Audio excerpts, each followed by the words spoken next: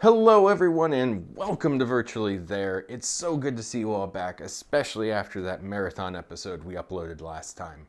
It's going to be a little different this time, I swear, and we'll talk about that a little bit later on, but let's just get right into it. It's been one hell of a weird week, right? I mean, we launched our first episode, Rockstar got into tax trouble because apparently the most lucrative game of all time wasn't quite lucrative enough, and 16-year-old Kyle Giersdorf became the first ever solo Fortnite World Cup champion, earning himself a cool $3 million. When I was a kid, the best we had to hope for was a $10,000 savings bond and a convertible Geo Metro. My, how times have changed. Well, speaking of millions, Sony announced that they have sold 100 million PlayStation 4s. Well, we don't know quite yet if it's going to beat the PlayStation 2 for overall sales, but it's still head and shoulders above this generation's competition. When reached for comment, a Microsoft representative simply scoffed, saying, "Nobody really cares about the numbers anyways," before sulking back to their room. Well, we have a great show for you all this week. Alex Noon from Arekkz Gaming is here, and my tiny crew even wrote us up some jokes to round out the whole experience.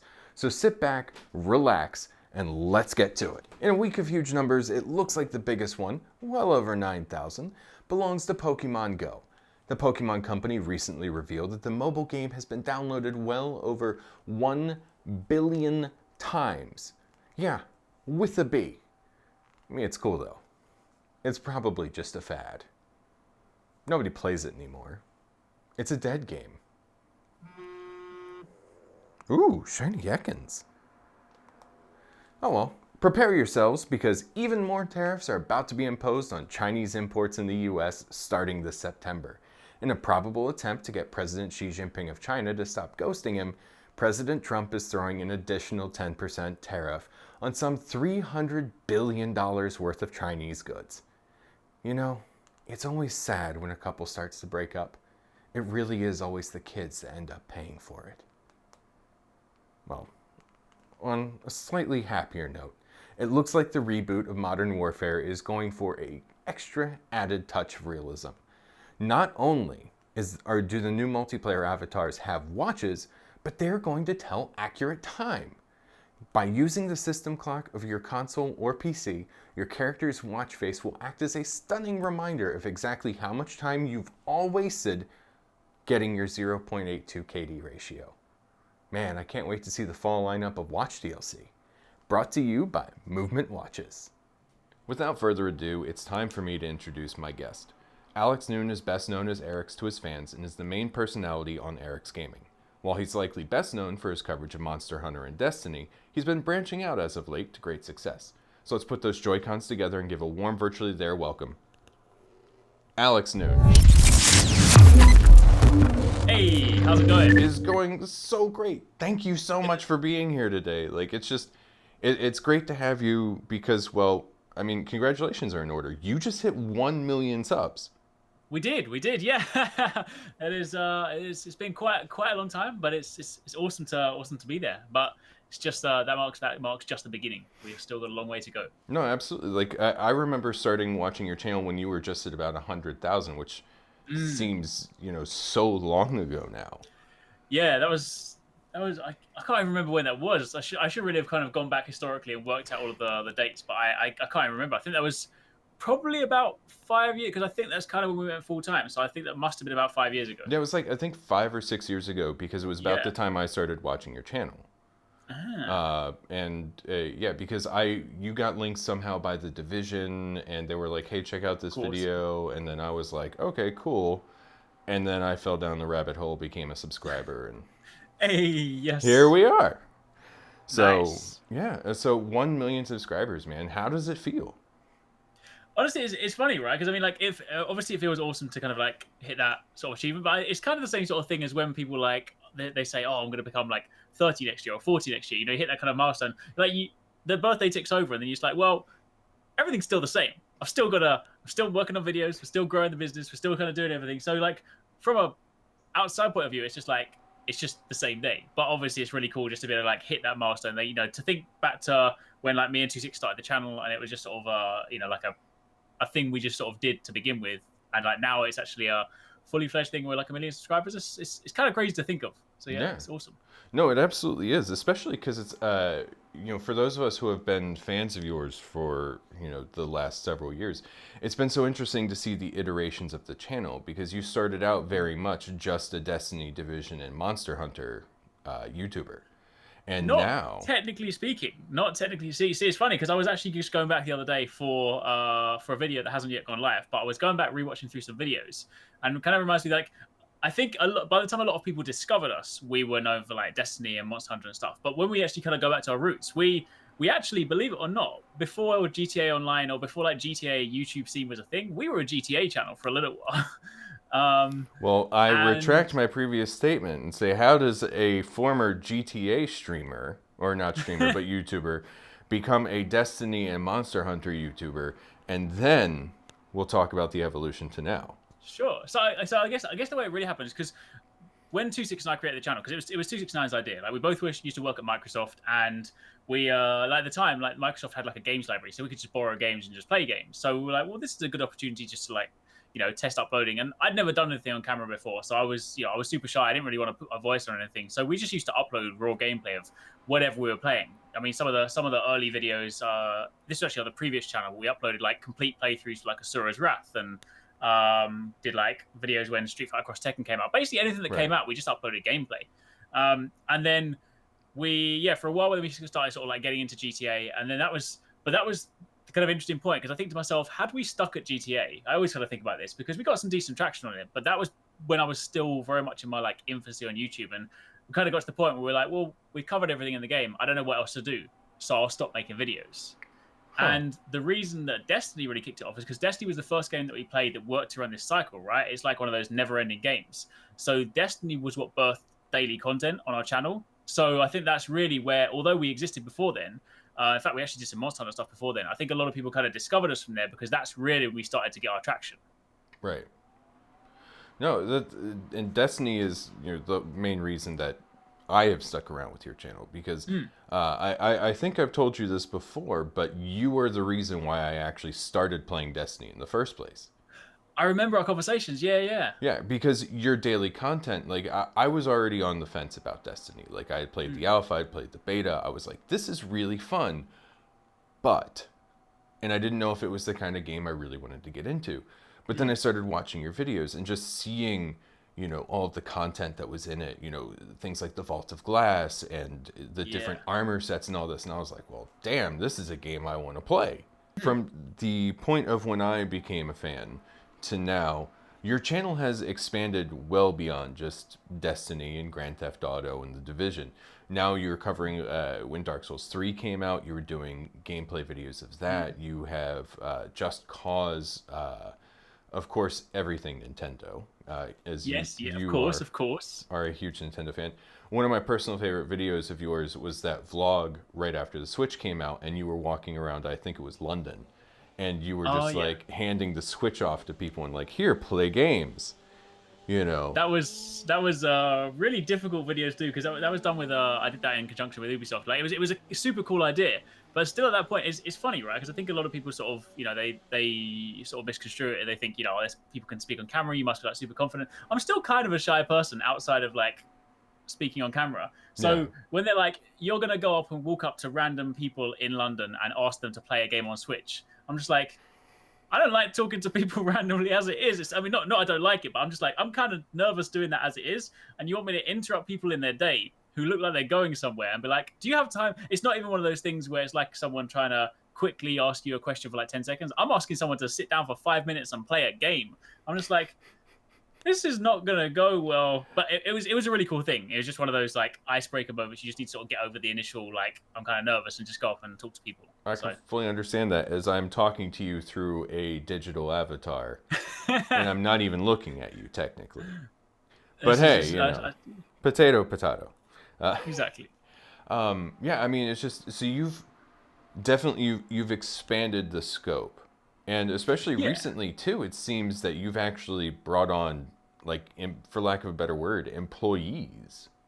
Yeah. I mean, that's exactly kind of how the business is. It's interesting to kind of to think back to when 269 did it. Obviously, it was just us for quite some time, for about, I guess, about 4 years of it. And then to actually be in a position where we can, actually formally employ people, everything's above board, and doing things like through like payroll and stuff is a massive learning thing for us as well. Be like, how does this all work? But yeah, to actually be able to do that. But we kind of got to that point where we needed to, right? Because at the heart, we've always been, although there have been times where we've been very kind of like core focused on something for a while, just because it's sort of it's helped us grow and stuff. We've always at the core been a gaming channel, hence why it's called like Arekkz Gaming. So we never, even when people kind of discovered us for a while, we never wanted to be known as like a Destiny channel or a Monster Hunter channel. We just wanted to cover everything.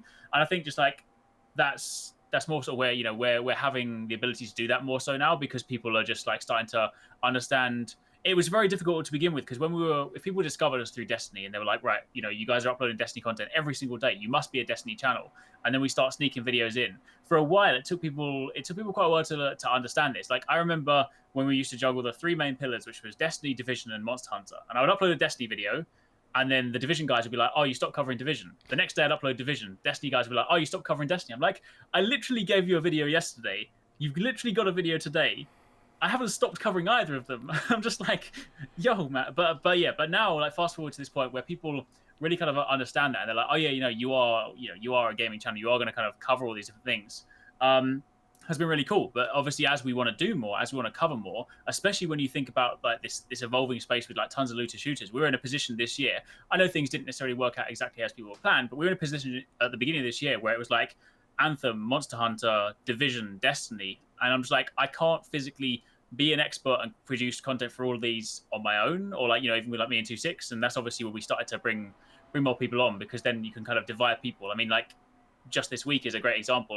Vesmore, one of our guys, he is a Fire Emblem huge super fan, and so I've been able to just be like, you run with that because you know that game, you can provide the content that's valuable. I don't really know it too much, so it allows us just to be, we just want to put out as much value as possible, really. Yeah. And it's gotten to the point now where you're even having multiple uploads per day. Yes, yeah. Because Alex has a wonderful Discord. I'll put the link to it down there if you guys want to join up and all that stuff. I got your back, man. I got your back. Yes. But I feel like 4 or 5 times a day I'm getting a notification saying, "Hey, there's a new video up there." And I mean, hey, it's my own fault for not turning them off. But at the same time, it's just, it's good to see, it always feels good when you see a friend do well. No, I can definitely appreciate that. I mean, that's one of the nice things that we've tried to sort of do as well as we're growing. Like, I always want to sort of, get involved with people and do other stuff, or like, if ever we can help people in any way, because as you say, you want friends to do well. You want like good people to be able to do cool stuff, right? So yeah, I mean, especially too, like one of the absolute things that I love about your channel and a lot of the channels that I follow is that your channel is positive. Even when you're being critical, you're still a positive channel. Like, you're not a complaining channel. You're not a drama channel. You're not, you aren't a negative channel. You are a voice. No. You're a voice for good and positivity and enthusiasm, and that's one of the things I really appreciate about you. Yeah, I think that's one of the most important things, right? It's like and it's a difficult balance on YouTube, especially when people respond so well to like negative content these days. But I'm just like, I've just, for anyone that doesn't like, if someone's coming to just discover the channel and they see you being positive, there's always a lot of people like, oh, is this guy being paid to say good stuff? What people need to realize when they actually meet me in person, like, I've just always been a positive person. It's kind of just who I am, like, and I literally, at the heart of it, despite the fact that YouTube is like a pillar and it is part of my job, I play games for fun. Like, I might cover a game, and by extension, that game then becomes part of the YouTube machine and part of my job. But I literally play games because I enjoy them. So if I play something on the channel, then I'm playing it because I enjoy it. And if I stop playing that, I've stopped because I would much rather be like, this game is not giving me. I mean, take Destiny for example, right? Like, I've been with Destiny since the alpha, and I love the series, and I'll always follow it. But a couple of expansions ago, like around Black Armory, I was like, the game isn't really clicking with me right now. It's not really my thing. I'm not going to go out and make a bunch of negative videos and be like, this is what's wrong with the game. Bungie are screwing it up. I'm just like, I'm going to step away. I'm going to play some other games. I'll keep my eye on it. Who do you watch on YouTube? So here's the interesting thing. So it's funny because I don't actually despite being in this place, I think this. I don't think this is uncommon, but I don't watch a lot of gaming related content because I produce so much of it that a lot of the time I don't watch too much of it. There are a couple of gaming content creators I watch. Like I watch like Maximilian because I really like fighting. I'm not particularly great, but I just love fighting games. So like I watch Kicked some of my his ass stuff. at fighting games. Just saying. Well, I mean, yeah, but I've got like loads of friends that's like super good at them. I'm just like, one day I want to be that good, but I just, I'm not quite there. But then outside of that, like, I watch a lot of, primarily I either watch like vloggers or I watch fitness. So like on the vlogging front, I watch Dan Mace, Peter McKinnon, Casey Neistat. Those kind of my main three. And on fitness, I watch like because it's like, the interesting thing for fitness is like I spent a long time trying to sort of learn how to discern between the bro science and the official stuff. So there's a couple of like official science-based channels, guys that like actually provide like backup behind their research, like Jeff Nippard and Jeremy Etier. And I also just watch like Thor's YouTube channel, which is great because obviously World's Strongest Man completely, I would never be there, but I just find it amazing to watch like his training. And he's just like he just seems like, for such a huge powerful guy, he's literally like a teddy bear. He just seems so friendly. We're talking Thor Bjornsson, the guy who played the Yes. Mountain on Game of... Yeah. Man, he is hilarious. He's amazing. He's literally like he's so friendly. Like his videos are great. He trains with those different people. I watch I suppose one of the other people that I like watching as well is like Tyrone Beckham or FB Aftermath. He's actually like straddles the line really well because he's like super fit. He's a fitness related guy, but he's also like a big gamer. So he does kind of both. Like most of his content is fitness, but he still works gaming into it. So that's kind of sort of the most of the stuff that like I watch on YouTube, and then like all the random weird cat videos and like videos about random topics. Now that you've hit this 1 million subs, what's next for Arekkz Gaming? Where do you go from here? So we are obviously just need to kind of keep growing the channel. We always want to do like more stuff, want to do new stuff, want to try and sort of evolve the content. Obviously we're building there's a big kind of focus on the streaming side of things because 26 and Paradise and Vestmore, they put like a lot of effort into the streaming stuff. Sort of built out initially by like 26 and Paradise, so that's like a core pillar of it as well.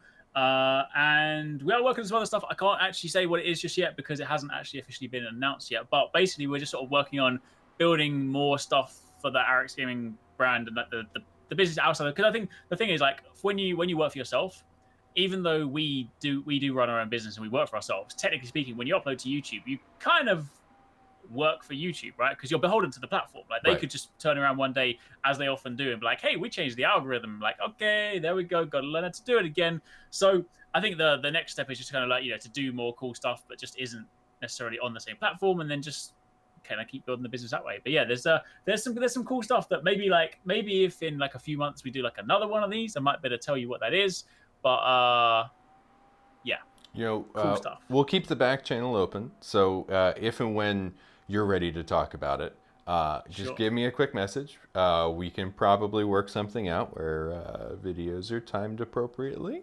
Now, it is time for what I am calling right now, and probably never again, the Final Five. Play graphic. Okay. No, I don't have a graphic, but I'm just going to say that. So the Final Five, I'm going to ask you 5 questions. You're going to have to answer them as quickly as possible. I don't have a timer going. You're not getting scored on this, but this is for me and for the audience to get a better idea of who you are as a person. Okay. So at least a couple of these are going to be very hard for you. So first question. You can only play one Legend of Zelda game for the rest of your life. You have a choice between these 3 games. Link to the Past, Wind Waker, or the Master Quest edition of Ocarina of Time. Wind Waker.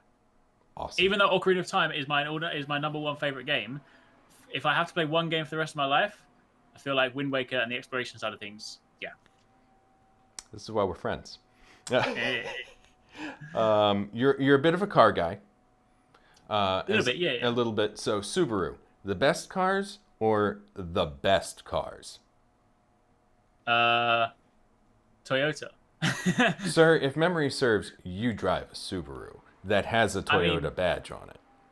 Well, technically, the GT86 is a collaboration between Subaru and Toyota. And while, yes, they did do a lot of the stuff, and the engine's Subaru, and a lot of the other stuff is Subaru, it's not all Subaru, but yes. Okay. I think we can agree, though, that Japanese cars are... Oh, no, absolutely. I switched over to Subaru a few years ago, and I have not looked back. Fair. Okay, next question. You have gained the magic ability to eat one type of junk food as much as you like, guilt-free for the rest of your life, what is that junk food? Pizza. Word. Definitely. See, I told you food was going to come into this. Oh, yes. Because when I'm putting together these questions, I had another one in here which I cut in favor of the question I'm about to ask you next. But I was just like, he's all into fitness, and I know he's been doing the cutting and all this stuff. I was like, what's the one food that if he could eat it all the time, he absolutely still would? And bam. I mean, if we weren't like calling it junk food, it was just one food I could eat all the time, it would be sushi, because like that is just amazing. But that's sushi, no, healthy. but that's healthy. Yeah. I mean, like the rice might not necessarily be, but the fish itself is good for you. Many of the vegetables and the fruits they put in there, the seaweed itself. Yeah. I actually I had sushi the other day, actually. So, first time in several months. Unagi dan, that's my dish. Nice. All right. This is quite possibly going to be the hardest question I'm going to ask you the whole time. Nintendo has gone out of business and is liquidating all of their assets. Who do you trust to continue to make the Nintendo exclusive titles? Out of the existing people. There's no Miyamoto's going to start his own indie studio. Iwata's not coming back from the dead to make Nintendo 2. It's the existing people, the EAs, the Microsofts, the Sonys, Ubisoft, Activision. Oh God, if you say Activision, our friendship is over. But I feel like I would pass it to Microsoft, because I feel like they are, although they might not be everyone's like favorite when it comes to like creating their own games, they acquire a lot of studios, and they're sensible business people. So yeah. I feel like I'd probably send it to them. And they're kind of friends with Nintendo anyway. Oh yeah, absolutely. Well, they're becoming friends with everyone for this next generation. Yeah. I saw a headline that I probably agree with, where it's no matter who wins the console war, Microsoft wins, because everybody's using their services. Yeah. Which is a great place to be in. All right, so the last question. Will you ever put me in one of your videos? I mean, we hung out all of E3 2015, and I didn't make it into a single frame. To be fair, back in 2015, I wasn't vlogging. If you turn up to E3 next year, when we got the whole team there and we're vlogging the whole thing, then yes. Oh, dude, I'll probably be in like every video. It's going to be like The Division, where they're going to be like, oh, God, can they get him out of their content? Oh, dear. Oh, man. So there's your answer, right? Catch me at E3, and then we'll make it happen. All right, man. I'll do my best to be there. So, unfortunately, I have to say goodbye. Which sucks, but it's okay. It's okay. We're still Twitter friends, and we're Discord friends now, so we can all hang out and still send funny memes to each other and laugh and blah blah blah blah blah. But Arekkz, thank you so very much for coming on here. And even though I've already said this probably close to a half dozen times in this interview, if not directly to you via Twitter and whatnot, congratulations again for the 1 million subs. Thank you. It could not have happened to a better channel. Thank you very much. Yeah, I mean, it's just, you're there grinding in and out every day, so it's just like, hell yeah, man. So appreciate that. Oh, absolutely, man. And thank you so much for coming on the show. It's always great to sit down and chat with you. If you want to tell the audience where they can find you, if the overlap between our audiences doesn't already follow you. Sure, yeah. So you can find me predominantly over on YouTube, youtube.com/ArexG. And then follow me on Twitter, twitter.com/Arekkz. And if you check my most recent pinned tweet, then you'll also see all the rest of the Arekkz Gaming team tagged, all of whom you should definitely follow, because, as I say, it's not just me, it's an entire effort. And we get, from the whole team, we get things like live stream and content. So definitely check everyone out, because...